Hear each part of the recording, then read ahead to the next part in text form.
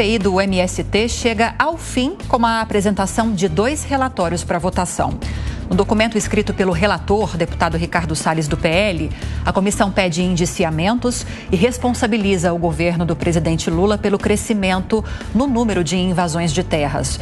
E para saber como deve ser o andamento dessa votação, qual deve ser a conclusão dessa comissão, a gente conversa agora com o presidente da CPI, o deputado Zucco. Bem-vindo, presidente. Bom dia. Eu que agradeço, Lívia. Bom dia, Tiago. Fico à disposição. Bom, eu já trouxe a informação aqui na abertura, deputado, de que haverá esses pedidos de indiciamentos. Queria algumas informações, se puderem ser adiantadas para a gente, a respeito desse relatório de Salles e qual é a expectativa em relação a uma aprovação, já que haverá a apresentação de um outro. Olha, Lívia e Tiago, e todos aqueles que nos assistem, esse segundo relatório, na verdade, ele pode ser um relatório político, mas não será apresentado para fins de votação. Nós temos relatório formal do relator Ricardo Salles. Estamos, logicamente, hoje apresentando a leitura do mesmo. Temos ainda até terça-feira, se necessário, fazer alguns ajustes. É importante salientar, o relatório se baseou em fatos concretos, desde a escalada das invasões e aí do início da CPI, com audiências públicas, com convites, com convocações, com pedidos de informação, com diligências em 4 estados. Então, nós trabalhamos muito. Nós tivemos efetivamente apresentação de problemas relacionados a esses movimentos ditos de luta pela terra, que usam o pano de cobertura de uma reforma agrária, mas não é isso que eles querem. Eles não trabalham em prol dessas pessoas humildes que querem produzir, eles não oferecem avanços na titulação, pelo contrário. Então, nós vamos apresentar esses crimes, e eu não estou falando só do esbulho possessório, mas temos crimes ambientais, corrupção de menores, danos ao patrimônio, trabalho análogo à escravidão, isso estará no relatório. Temos, sim, indiciamentos, como tu bem comentou, ainda a apresentação forte de materialidade do uso do dinheiro público, financiando invasões e, paralelo a isso, já apresentado e já conversado, inclusive, com o presidente Arthur Lira, eu chamo de pacote Invasão Zero, que é um conjunto de legislações que nós estamos apresentando para trazer mais segurança jurídica, mais paz no campo. Tu imagina que eu começo hoje a sessão e vou falar que ontem, quando do anúncio do término da CPI, ocorreu a primeira invasão durante a CPI. Então, ontem teve uma invasão ainda com alguns detalhes a serem analisados lá no Ceará. Nós tivemos 4 meses de CPI e uma única invasão havia ocorrido justamente no recesso parlamentar. Agora que vai terminar a CPI, nós já estamos recebendo inúmeras denúncias de que esses movimentos vão voltar para o campo. Eu deixo um alerta muito grave aqui. Nós não podemos permitir o sangue no campo. Nós avançamos, nós mostramos que a reforma agrária não está vinculada a esses movimentos que não são sociais. Cabe ao INCRA realmente esta propriedade, essa responsabilidade. Nós apresentamos, inclusive, os crimes que são cometidos. Isso tudo estará no relatório de hoje. Esperamos, logicamente, a gente já sabe que haverá o pedido de vista regulamentar e nós vamos ter a votação final na terça-feira que vem, dia 26. Deputado, 2 ponderações. Primeiro, quais avanços o senhor acha que a CPI traz e qual frustração que o senhor teve nesse comando da CPI, algo que não conseguiu ser feito? Ótima pergunta, Thiago. Bom, primeiro, a grande frustração da minha parte é a gente não ter conseguido prorrogar essa CPI. Eu não tenho dúvida que ficou ainda a necessidade de quebra de sigilos, não só de cooperativas. Nós não conseguimos votar nem a quebra de sigilo do Stedley e do Rainha, que era necessário.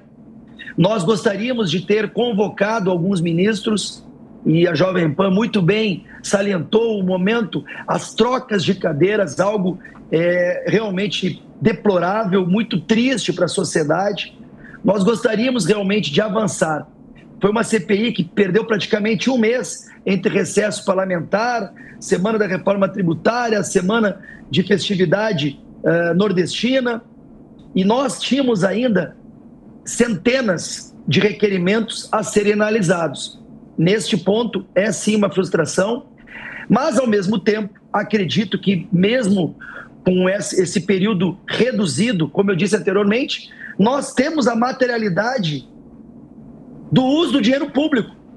Nós fomos numa diligência em Alagoas e nós temos a comprovação de uso para pagar uma transportadora com dispensa de licitação para levar manifestante para invadir propriedade.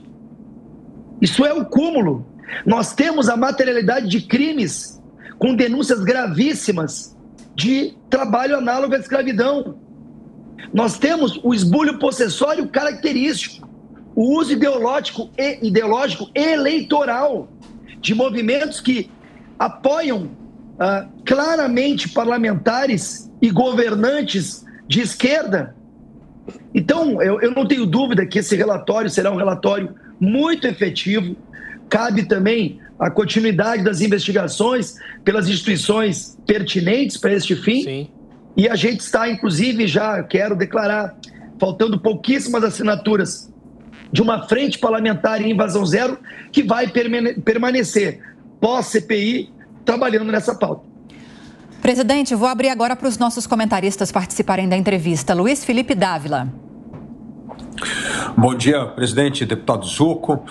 Presidente, a minha questão é o seguinte: nós precisamos de duas coisas para pacificar o campo. Primeiro é o respeito absoluto à propriedade privada. E isso o senhor bem tocou aí na CPI, que praticamente agora vai ser criada uma frente permanente para zelar por esse direito constitucional.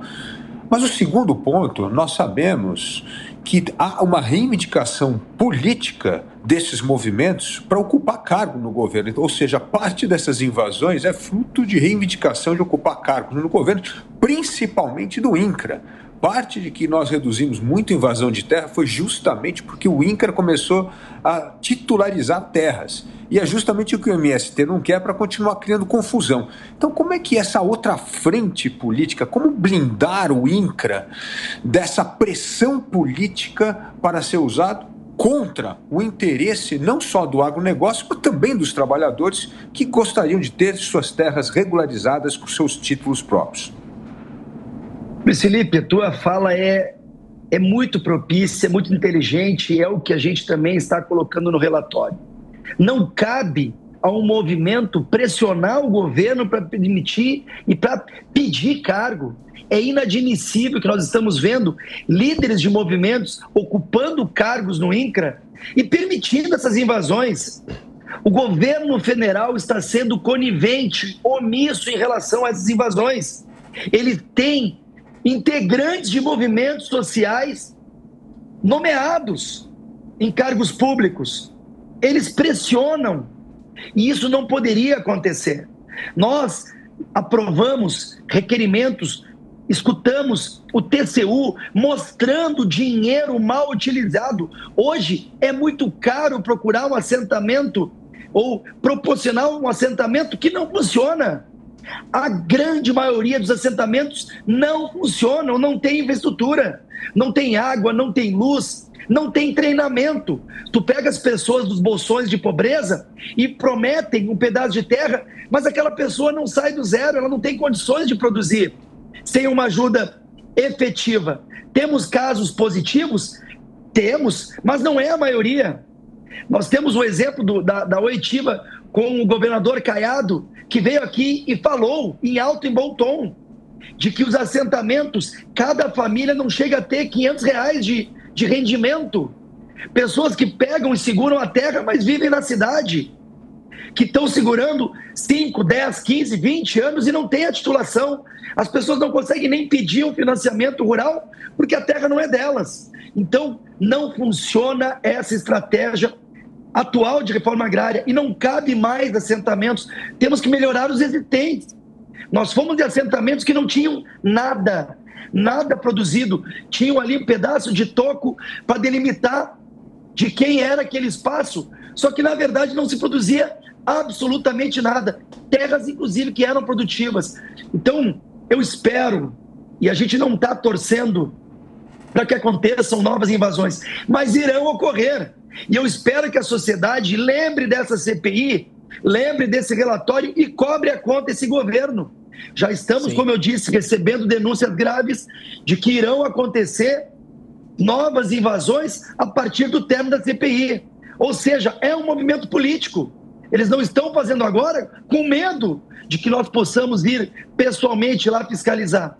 Mas, infelizmente, ela não prorrogou, mas, como eu disse anteriormente, estará no relatório. Agora é hora de aprovar. E eu espero que os partidos, mesmo do Centrão, do Centro, que eles efetivamente entreguem o seu voto, porque isso aí estará marcado na história.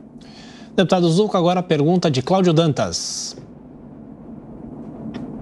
Bom dia, deputado. Bem-vindo ao Jornal da Manhã. 3 perguntinhas rápidas. Por que o presidente da Câmara, Arthur Lira, não quis renovar a CPI, o prazo da CPI? Outra, a gente tem informação de que vocês vão apresentar o relatório, mas esse relatório nem será votado. Gostaria da sua confirmação sobre isso.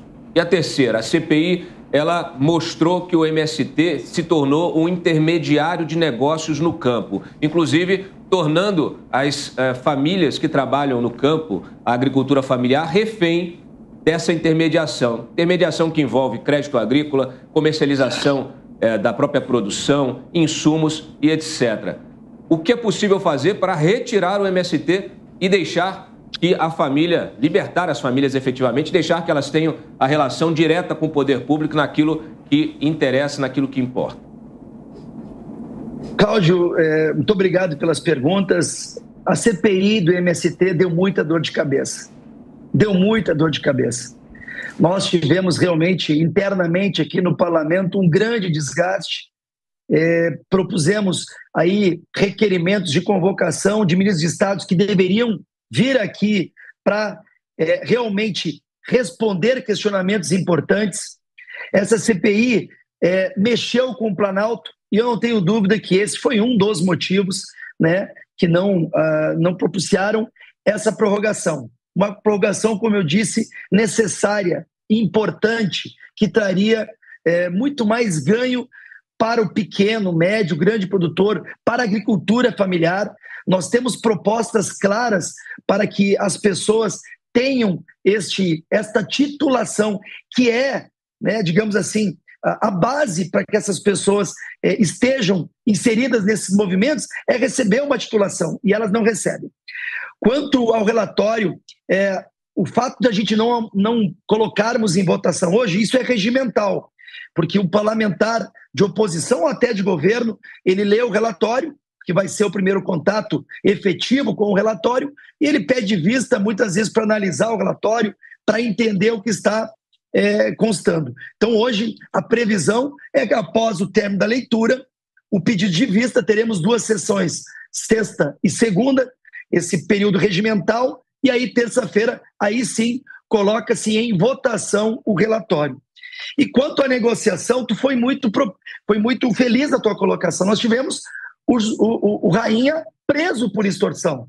Há sim uma clara negociação, há inúmeras denúncias onde o movimento procura o proprietário, né? Procura o proprietário e fala, olha, ou você realmente deixa, ou até mesmo o proprietário, alguns infelizmente, entram em contato com o MST para que haja a negociação, né, desta terra junto ao INCRA, por exemplo.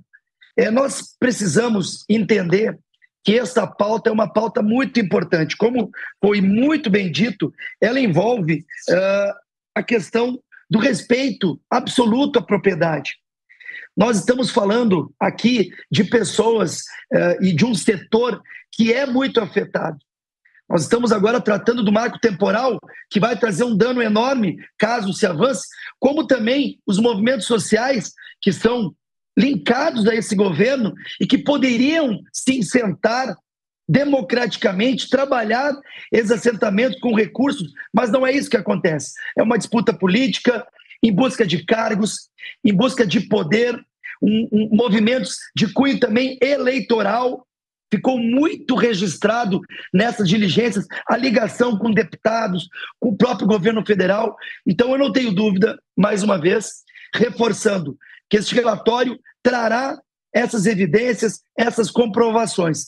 A aprovação dele permite um maior fortalecimento? Sim, mas independente dessa aprovação, nós vamos encaminhar a PGR, nós vamos mostrar para essas instituições que fazem a investigação a importância na continuidade, mostrar dos gastos excessivos que não resultam na reforma agrária, mostrar os crimes existentes, que não só o esbulho possessório, e trazer mais segurança jurídica para o campo.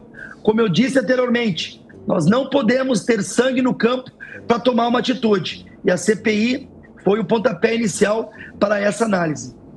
Bom, conversamos com o presidente da CPI do MST, o deputado Zucco. Te agradeço demais a entrevista, deputado, e vou liberá-lo, porque eu sei que daqui a alguns minutinhos, às 8 da manhã, está previsto o início dessa sessão com uma leitura do relatório. Desejo um bom trabalho a vocês e depois volte para nos contar os resultados. Bom dia. Obrigado, Lívia, Tiago, Cláudio, Felipe. Agradeço a oportunidade de sempre poder estar esclarecendo aqui. Um grande abraço e um ótimo dia. Agora